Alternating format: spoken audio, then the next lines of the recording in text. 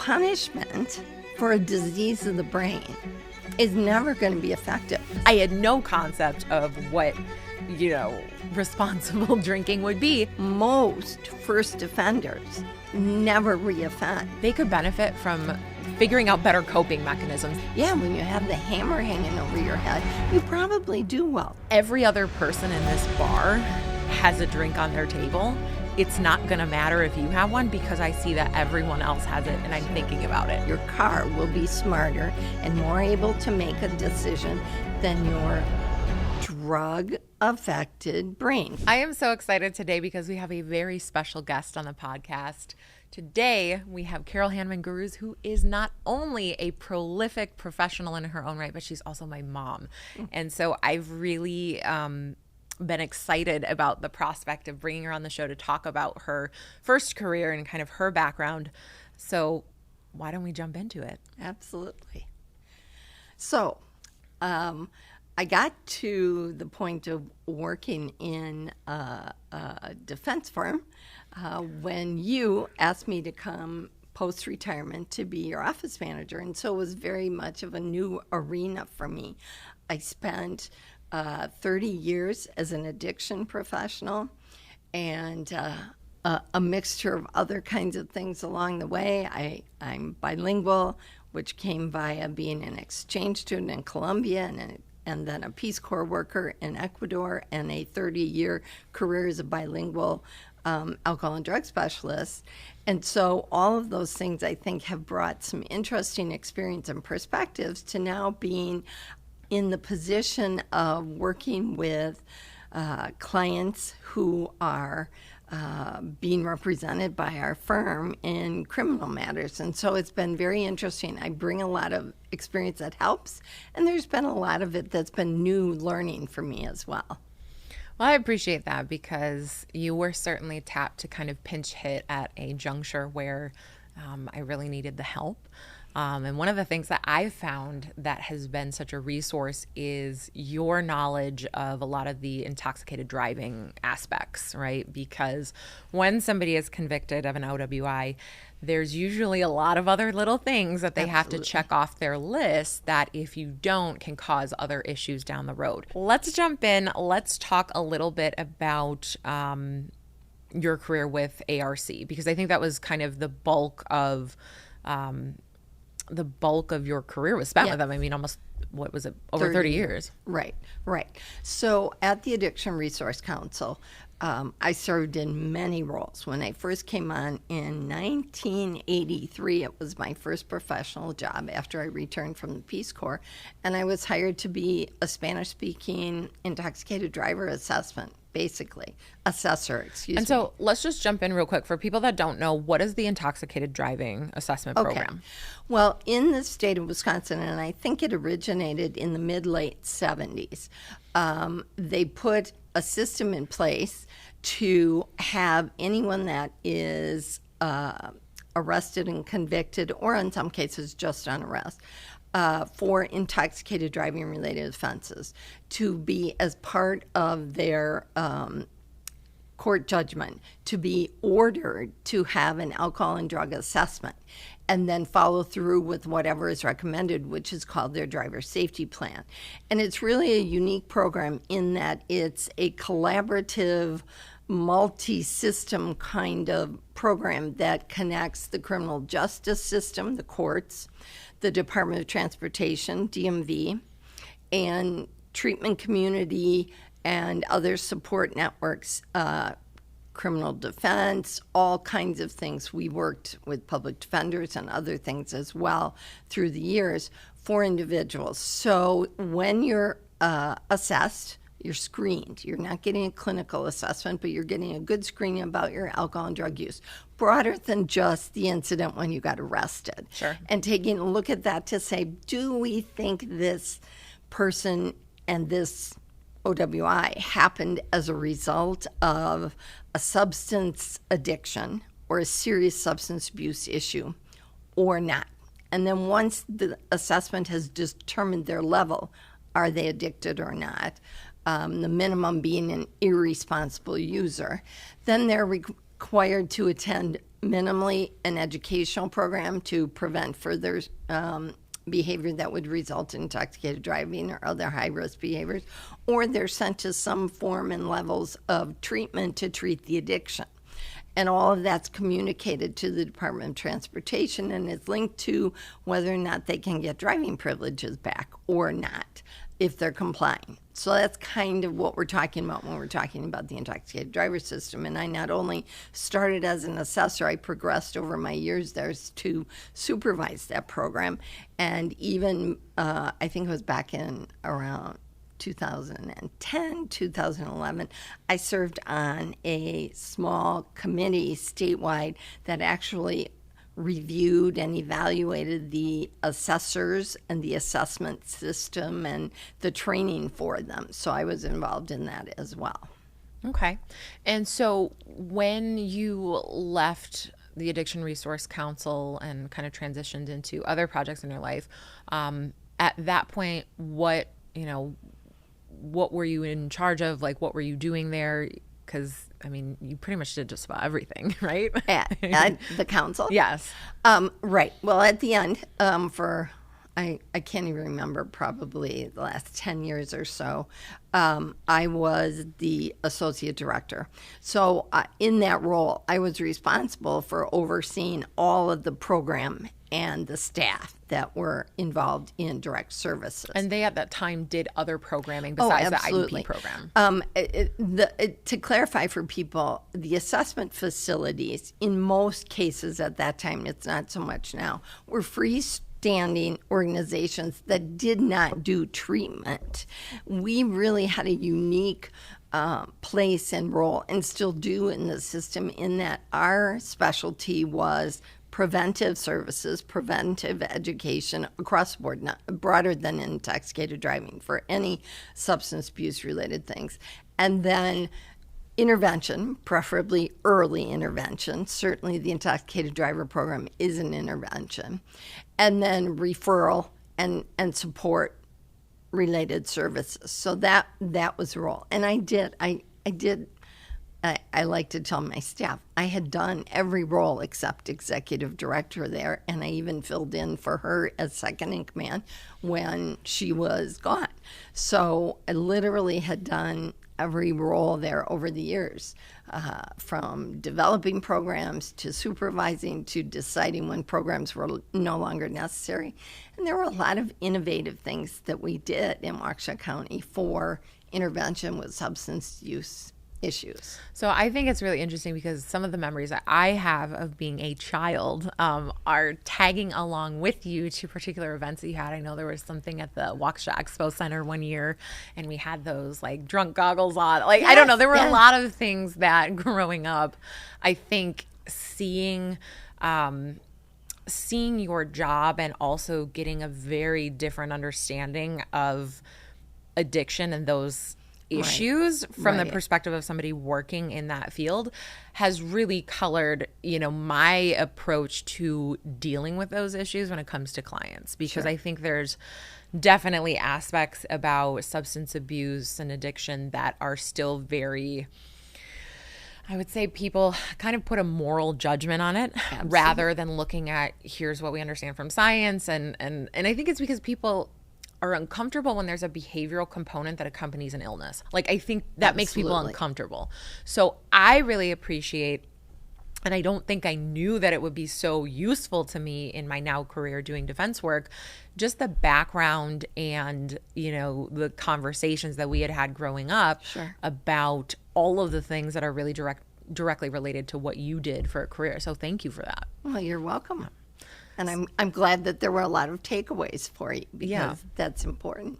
Yeah. So one of the things I want to talk to you about, drunk driving is a huge facet of, it's a huge facet of private criminal defense work. A lot of private criminal cases are drunk driving, or if they're not impaired driving, alcohol is a factor, right? So there are a lot of kinds of cases that we get where alcohol is in the mix. And so, with respect to specifically the intoxicated driving, which by the way also covers drugged driving, yes, and that includes prescription drugs. And people don't think that it's possible to be in trouble for, operating a motor vehicle when they are taking drugs as prescribed. Right. But the reality is that's not the case, and so we can jump into that later. But from your perspective, having seen things on kind of the assessment side, I think you told me that by and large, you're first-time offenders, right? So in Wisconsin, if it's a first-time OWI,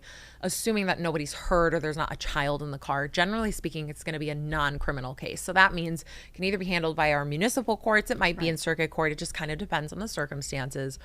But for most people, if you're convicted, it's kind of like a very aggravated traffic ticket. Correct. There's no jail component to it. So with that, and, when people go through that driver safety plan, I think it's group dynamics is the name of the class that they take.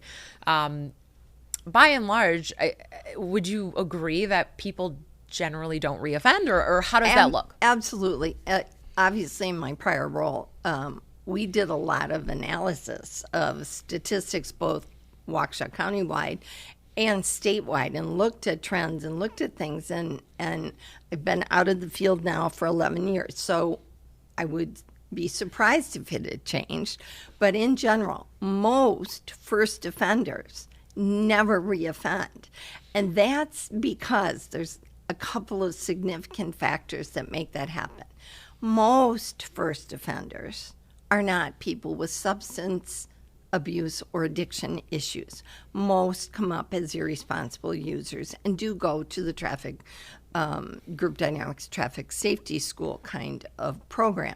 And so we actually have found that, contrary to people's beliefs that, well, if people are reoffending, we got to get tougher on the penalties and the system as it's put in place works incredibly effectively for first offenders, the majority of whom are not dealing with addiction.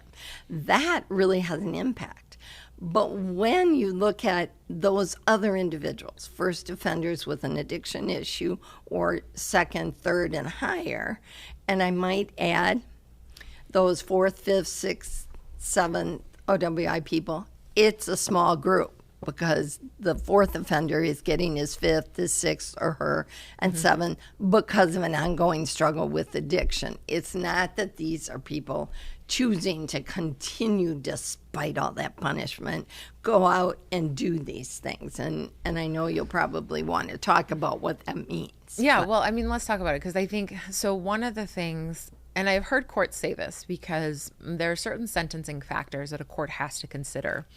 Part of that, right, when courts are thinking about a sentence, is this concept of deterrence, and not just for that particular offender, but also for the community as a whole. And so I think sometimes there's this idea that, well, if you've been here, 4 or 5 times, we want to send a message to others in the community that they don't drink and drive.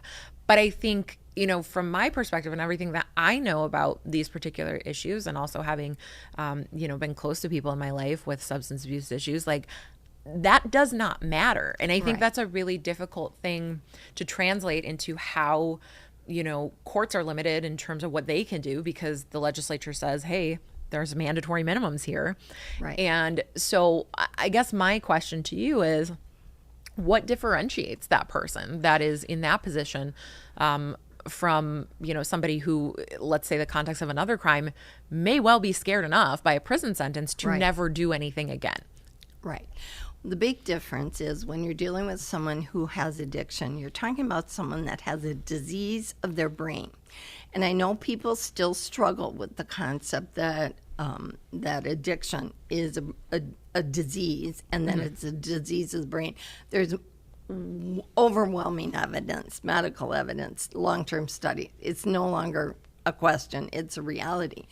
And what someone taught me once, a very long time ago, that's just always struck with me, is think of it like they have a broken electrical switch in their brain, where you and I, who are not addicted, could have a few drinks and say, no, that's enough. I know I've had too enough. I need to stop. And we can. Right. And for a person with addiction, the desire to not do that behavior is there. They don't want to get arrested. They don't want to put people in danger. They don't want to do a lot of the really foolish decisions that they make when they're intoxicated. But the difference is the switch in their brain that would control them after a couple of drinks and say, nope, enough, stop, is broken. It's like when you have a broken light switch and the light's on and you're trying to turn it off and it won't go off. That's what's happening with them. And I know people like to think of it as it's a choice issue. They chose to drink and therefore they're choosing this behavior. And I would say to some degree, you are correct. They chose to drink the first drink. Once they consume that or whatever their substance they're addicted to, that's when the broken switch kicks in. And so they had every intention of only having a couple and are shocked when they find out, again, it got out of control and whatever, and they don't know how. Loss of control is one of the significant symptoms to identify whether it's addiction or not. And so you really have to think of it that way. And so punishment for a disease of the brain is never going to be effective. Would we consider someone who suffers from, say, schizophrenia, that was off their meds and did something horrendous? Well, we don't treat them very well either, but yes. No. No. But we don't typically give them long-term jail sentences to slap them on the hand. That's true. We give them treatment long-term. We don't expect, we somehow get that it's a mental illness and a disease of their brain. We still don't get it all and still have a lot of misconceptions. But we wouldn't think, well, if we punish them enough, the schizophrenia will stop. Sure. But yet we still do that with addiction. And I'm not saying people shouldn't have consequences. In fact, research shows that it takes consequences for someone with addiction to come to the realization that they need help and need to change. They won't accept that if there haven't been consequences for their behavior. But the continuing to add on stronger sentences, more jail time, more consequences in a penal way is not going to help. Now, drug courts, intoxicated driving courts across the country have been shown to be quite effective if they're applied correctly and give significant treatment and support. So what do you think in terms of drug courts and treatment courts that function optimally? Because I'm guessing that there are agencies that do compile data on this. What are some of the hallmarks of a successful treatment court program that actually does reduce recidivism? Okay. Well, I think there are a number of things, whether or not it's a treatment court or any kind of a system that's trying to help someone get into and stay in recovery, because that's the key in a treatment court setting.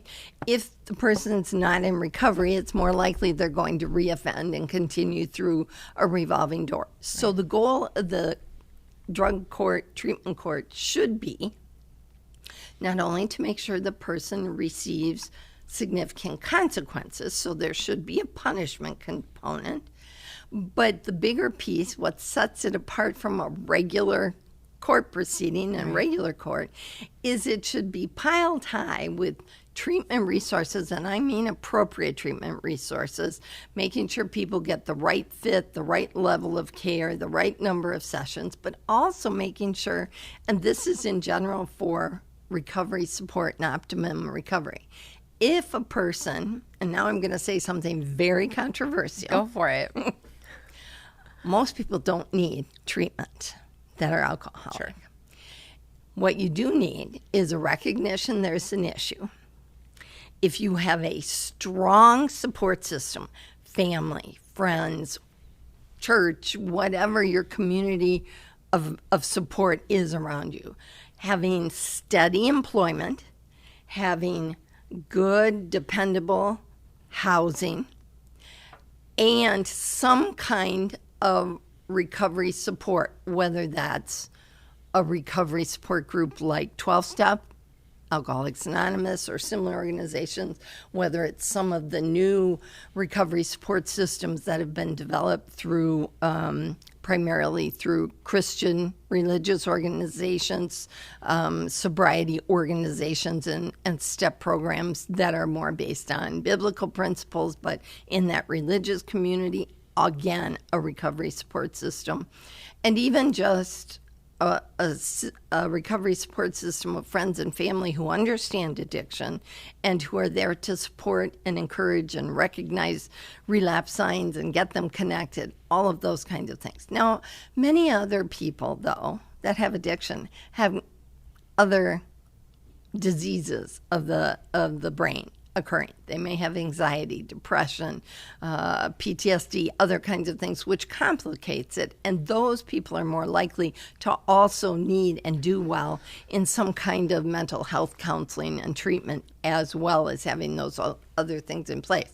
So if a treatment court focuses more on that than the monitoring by a bracelet or a PO and check-ins and those kinds of things, which is how some treatment courts act, and the people do really well while they're in the court system because they have someone constantly that they know I'm going to have to blow, I know I'm going to be checked, and they're doing really well. But the day that's removed, they graduate, surprise, surprise, many of them relapse because they didn't have all of those other key factors. Yeah, when you have the hammer hanging over your head, you probably do well. Take it away without that other support and understanding of your addiction, you're likely to fail and reoffend.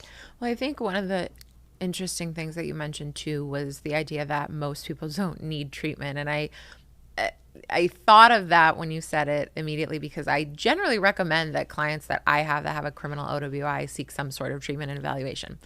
It's not necessarily because I think that all of those clients are actually substance like dependent. Right. It's not that way at all. But more often than not, what I do find is that there's some kind of grief or trauma or other issues that realistically they could benefit from figuring out better coping mechanisms that most people wouldn't even go to counseling in the first place. But if I say, hey, you should probably look into this, and also the sentencing guidelines does say that a mitigating factor is seeking treatment, that can be really helpful. And I think that a lot of people can get some good self-reflection through that process in that private setting rather than the situation where it's like the court is requiring that I do this. Well, and let me backtrack because I don't mean to offend. I have a lot of friends and developed a lot of friendships with people in the treatment field over the years, and I'd like to clarify what I mean. What treatment is today versus what it was, say, 20 years ago or 30 years ago is very different. It is whatever your insurance will pay for. So if your insurance pays 4 sessions, that's what your treatment is. Or if they'll give you detox or whatever. It's being motivated by the funding source rather than motivated by the client diagnosis and the individualized clinical assessment of the client's needs. But somehow the public and the criminal justice system think more is better. Oh, so if they go to inpatient, it's better than if they went to outpatient. And that's not necessarily true. We always looked at the least restrictive, most effective. So if someone's doing well in treatment on an outpatient basis and maintaining sobriety and maintaining all of the other requirements, that's great. Some can't. Some need more intervention or longer time. And the problem is culturally, it's been a very big change in the last 2 to 3 decades of support for really good, effective treatment and multiple levels of treatment and care is just eroded and it's not there. And we still lack a lot of training in the professional world for medical professionals and others that interact with people with addiction that just aren't getting a good understanding of what addiction is and what's effective to help support recovery. Where do you think people can find good resources about what addiction actually is and then how to support somebody in recovery? Because one of the things that I talk about a lot at different sentencing hearings and in other contexts is that recovery is not a linear process. And a lot of people think that, okay, somebody stopped and they've been doing well. And, it's just so unrealistic to expect somebody to just immediately stop and then never use again. Well, that's another key symptom of truly being addiction is relapse. Most people who suffer from addiction and are working toward recovery will have slips or relapses. And it isn't necessarily a total relapse into addiction if you have a couple drinks and you get back on track or whatever. Full-blown relapse is usually not just recurring use, but all of the problematic behavior and consequences come with it. But you're absolutely right. It's a process. And even for people in long-term recovery, it doesn't necessarily take away the desire or to be able to drink. And I'm going to give you an example that I learned probably 30 years ago from a colleague at the council who herself was in long-term recovery. And I remember that she was significantly older than us at the time, and I was in my 20s, as were two other young women that worked at the agency. And so we had a dinner party, and I invited the two younger women my age and this older woman who at the time was probably 60, but I had 25, 30 years plus of recovery at the point. And she said to us ahead of time, she said, just because I'm coming, you don't have to not have alcohol. If the three of you getting together would have had alcohol, then have alcohol. It doesn't bother me anymore. I can be around it. So we had dinner and we had a bottle of wine or two or whatever. And we're talking, we're enjoying dinner, we're, sipping our drinks. And at one point, this woman, she kind of slammed her hands on the table and she said, "You're driving me nuts." And we said, "What? I'm sorry, what did we do?" And she said, "I'm sitting here and we've been talking all this time and you have half full glasses in front of you. Take a sip, whatever. Me, I'd have to have downed that whole bottle. And I'm so jealous that you can drink that way. And I can't. I would love to be able to drink that way." The difference is she had learned she couldn't, and she didn't risk it anymore. Yeah, that reminds me of an interesting story as well. I was having dinner with somebody that was in the early stages of recovery. And as you know, sometimes it takes many times of going to detox and all those things. And I remember being at a supper club and I had wanted to order a drink and I was hesitant to do it because I didn't, because sometimes it's hard to know socially, like what's the appropriate thing, even if you know somebody really well. I mean, you don't want to put somebody in a position where they're uncomfortable or they feel, tempted to use or whatever. So I had made a comment to that effect, and I recall the answer being, every other person in this bar has a drink on their table. It's not going to matter if you have one because I see that everyone else has it and I'm thinking about it. So to me, that just wasn't even something on my radar. Right. So it is really interesting and insightful to hear about how people process that information completely differently. Because a lot of the times it's something that never would have occurred to me. Right. And so I appreciate when people are candid about those experiences because I think a lot of the misinformation and also misconceptions comes from the fact that there's a huge stigma about any kind of addiction. Right. And it's uncomfortable to talk about.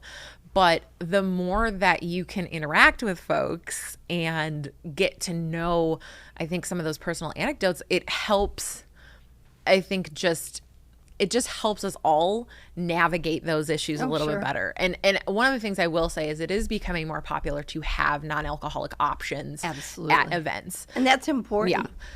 For many reasons, because like people may choose not to drink for whatever reasons. And I think it becomes less weird, where in other times and in other professional settings, people would be like, well, why are you not drinking? Yeah. Like, like there's always kind of a weird insinuation with it. So that I think is really positive, but I want to talk a little bit more about kind of Wisconsin's weird relationship with drunk driving laws and kind of that culture. I know that, Wisconsin, we like to drink here. I think if you look at how the rest of the nation and possibly the world perceives our state, they think of beer, right?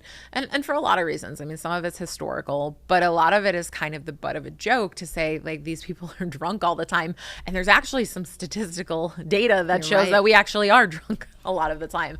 So I think that backdrop in conjunction with how we approach, drinking and where that spills into other areas that involves criminal conduct, it's just a very unique backdrop. So I mean, what are your thoughts on kind of Wisconsin's drinking culture and how that plays into everything? Well, it's an interesting question, and again, I'm going to give you an example from my days of assessing, because I always at some point would have some clients I would actually do their assessments. And I remember this one young man, either side of 30-ish, who was in for his assessment for a first OWI, and he had recently moved to Wisconsin from, I want to say, Kansas or Nebraska or somewhere like that part of the country, and had taken a professional job at a big company in Milwaukee. And part of the assessment was, tell me what happened the day or night that you got pulled over.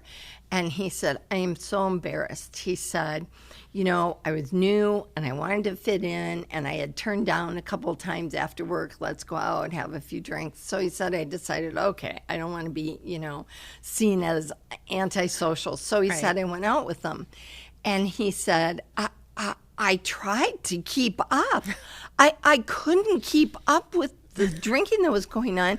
And I even shocked myself when I found out afterwards how many drinks I'd had, which was way less than everyone else around me. And I was totally wiped out by it. But he said, I couldn't keep up with their drinking. I just had no experience with that.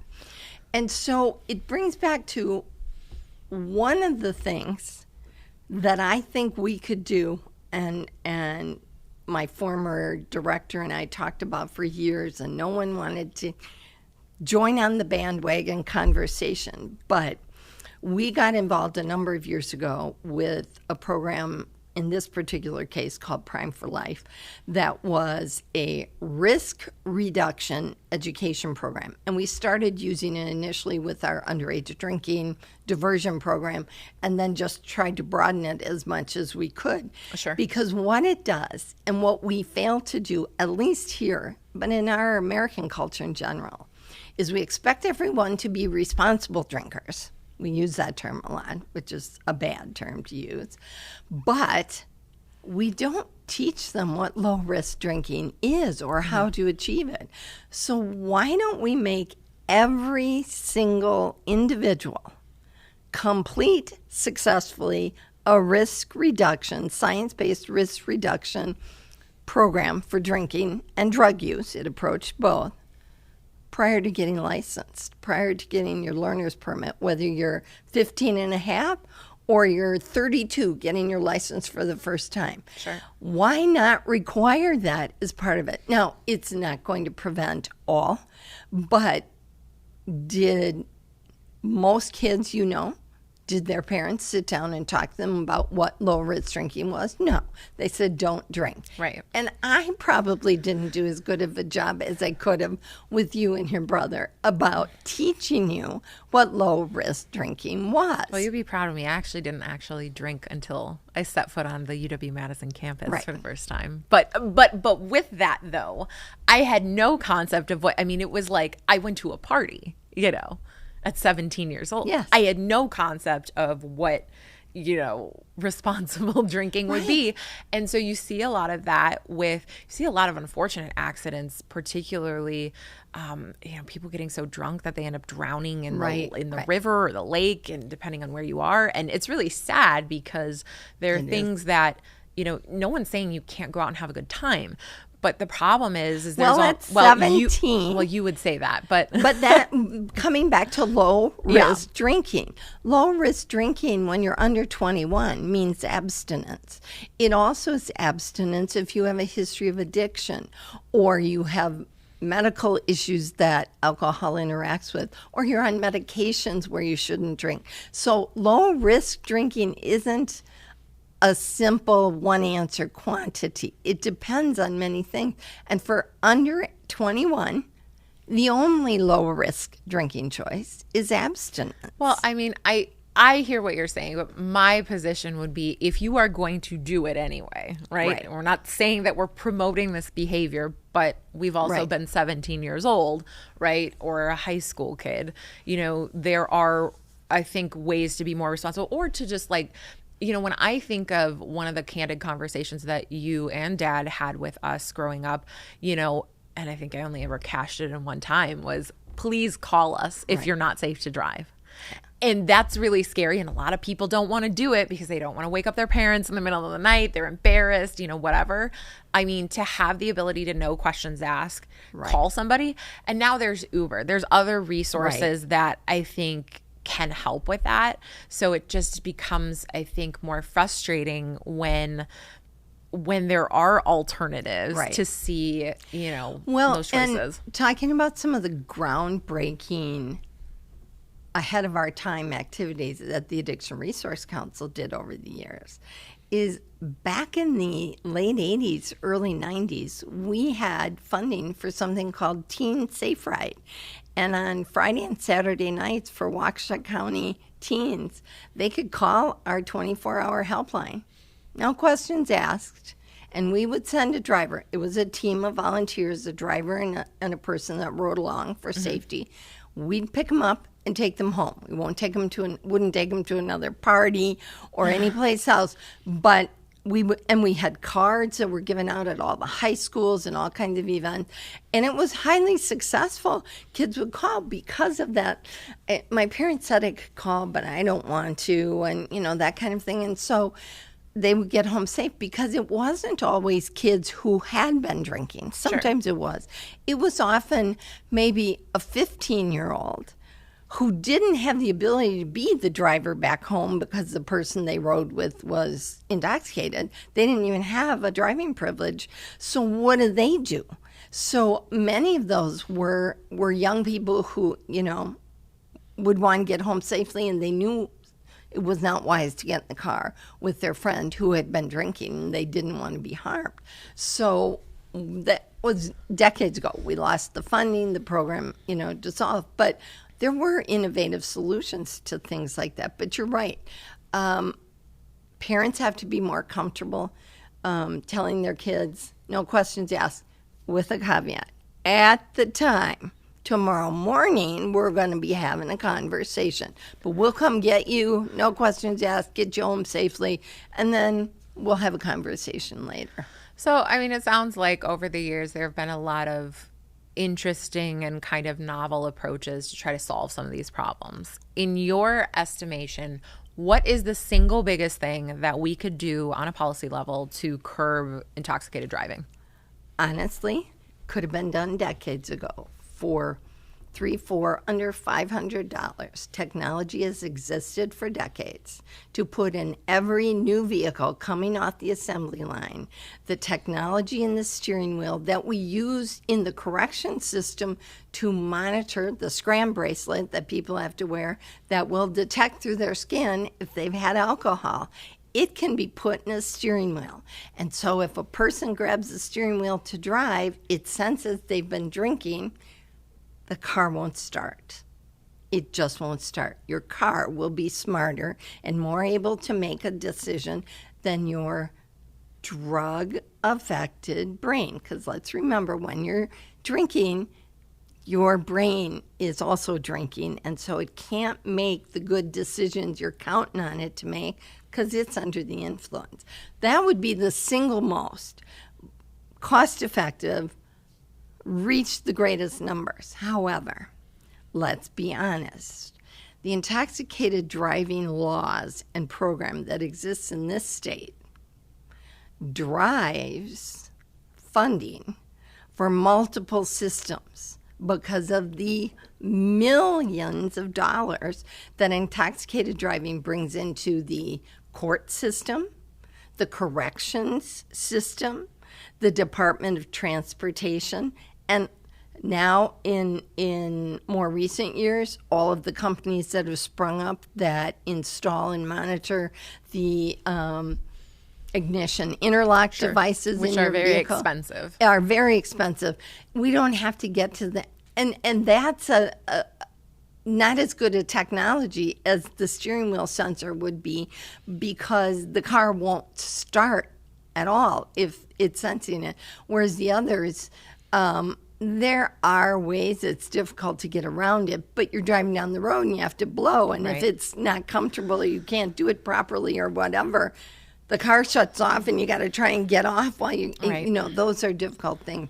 But that whole system, even though we say we don't like it, we want to reduce it, it would eliminate whole divisions in courts and DA's offices and correctional institutions and the Department of Transportation, DMV services, if those millions and millions of dollars were no longer coming in, because we had solved most of the issues of eliminating intoxicated driving.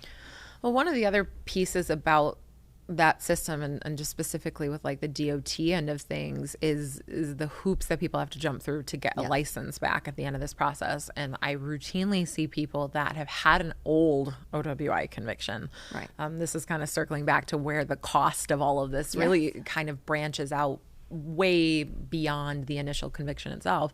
But you'll have people that are stopped for operating after revocation or whatever because they didn't realize. A lot of times some of these muni court convictions, or even not necessarily putting the onus on the muni court, but because if people don't have to show up to court because it's non-criminal, they get defaulted, they get paperwork in the mail, they've got a conviction, they assume that time passes, whatever, I pay my fine, but I may not have a car in my name, right? So I have this IID order that follows me forever until I decide, oh, I'd like to buy a car. And now I've got this, but I'm supposed to be, I'm supposed to get this in order to be licensed, and the clock doesn't start running until I'm licensed. So there's all of these aspects that I consider kind of collateral aspects from a conviction that are costly in and of themselves, but also create so many hurdles for people that by and large, they're working folks, are trying to do the right thing, but it's very expensive. And I think sometimes it's lost on the system in general that for you or I, yes, it would suck to have to fork over a couple $1,000s to pay for stuff like this, but could I do it? Yes. A lot of people do not have that ability. And so you find people that, you understand why they're making that decision to drive without a license or, whatever the case may be, because they don't have any real choice. Right. And so I think one of the things that we had discussed previously was we just don't really have a public transit system that functions the way that a lot of major cities do outside of Milwaukee, Madison, maybe some of the other hubs. There's a lot of our state that, the great jobs are in areas that require a commute. And so, that's problematic. And I think piggybacking off of that, you've also got the change in law for fourth offenses and higher that happened a couple of years ago, but basically says you're revoked for life, right? You can't get a driver's license at all. Now, that's not technically true. It's actually 10 years, but we haven't reached that 10-year point since that law changed. So we don't really know what that's going to look like for people and if they're ever going to be able to reinstate. So again, that's a massive thing. We don't think of having the ability to drive as a privilege. It's just part of our lifestyle. So I think that's challenging as well. And obviously, very expensive. Well, and I think you said, most of it, a couple $1,000s. Over 10 years ago, before I left the council, which was in 2013, we had calculated that on the average, a first-time OWI offender spends over $10,000 on that arrest, and it may or may not include legal representation. Yeah, that's probably a very conservative guesstimate. It's a lot more. Because you're looking at $350 plus for the assessment, then you have to pay for whatever the driver safety plan program is, and if your insurance isn't going to cover the treatment, you have to pay for it. Your insurance rates will increase when you ask for your SR22, and that red flags to your insurance agent what happened, and they're going to raise your rates. And it just, there are so many other costs that get involved in it. Reinstatement fees and occupational license fees and an IID if it needs to be installed, and all of those kinds of things, paying for someone to take you to and fro if you don't have the license for a period of time. So, yeah, it is incredibly expensive. So it's a complex issue, but I think there are a few simple things that, and I say simple in quotes, Sure. that could be done that could have some real impact if we had the will for it. But I'm not sure we do because of the financial impact, removing that kind of a load from the court system. Well, and I think every time, the news cycle is so quick, right? But you hear it more often than not of some situation where there's a reckless driving scenario or a fatal accident and it's discovered that somebody was under the influence, right? And you hear those stories and they're very upsetting. I mean, it's catastrophic anytime somebody loses their life, especially somebody that wasn't doing anything wrong, right? Like that is the most upsetting kind of situation. But then there's usually that reactionary impulse from the public and also our legislature to tighten laws in a way that I think satisfies a desire for retribution. Yeah. And I get that. But when we look at the things that we could do from a policy perspective to actually reduce the harm and to avoid situations like that, they just don't seem to mesh. And yet the public doesn't really care. It seems like they don't care. So, I mean, how do you think people, players in the system can make that pitch to not only the government, but other people that, are in positions of power to say, how can we look at this in a way that is good for everybody in the community? Like, what do you think that would take? Honestly, I don't know. Well, I spent 30 years trying, certainly educating.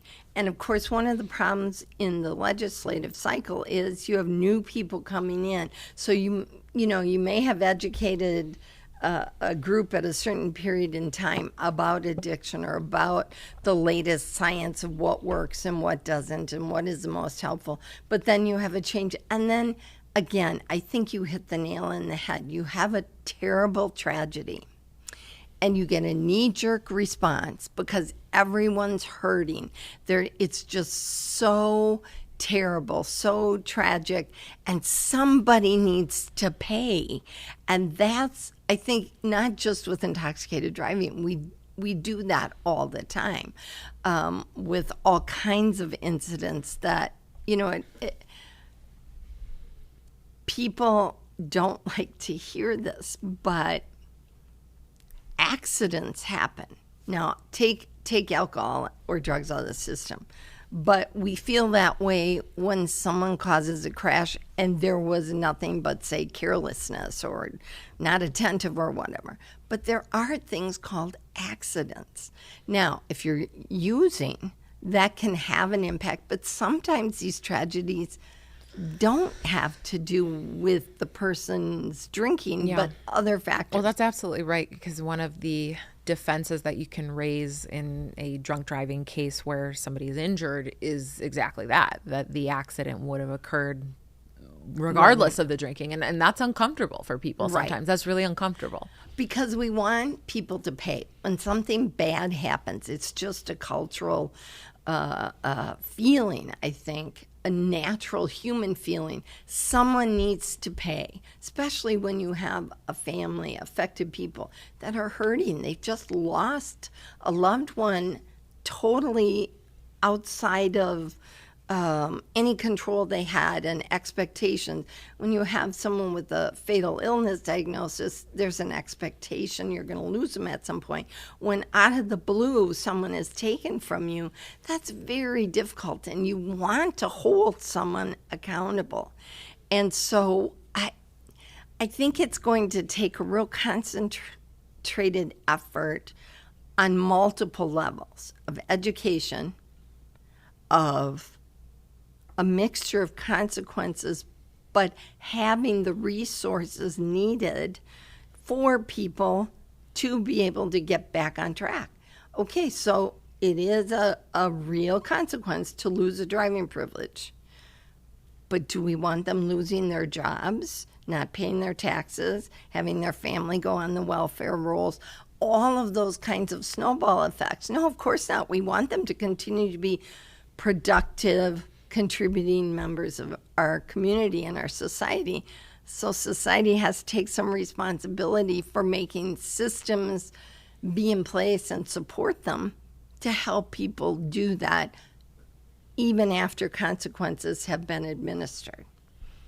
I'm not sure that's the answer you're looking for, because it's not an easy answer. There is no real answer. I mean, I think if you talk to different people want different things. Sure. And I think a lot of it comes down to really coalition building and multidisciplinary approaches, because there's different players in different areas, whether it's the law, it's treatment services, DOT, different areas, right? That, it's got to be a collaborative thing. But in order for collaborative approaches to work, you have to have people that really want it to work. Absolutely. And that's the key, right? Absolutely. So I think we're going to have you on for a second conversation, because I didn't even get to talk about fentanyl, which is the big one today. And I think there's a lot of conversation we had about how we got to where we're at with opioid use and all of that stuff. So well, I'd love to come back. Yeah. That would be fun. Well, thanks again for coming on, Mom. I so appreciate it. And it's always a pleasure to talk to you about your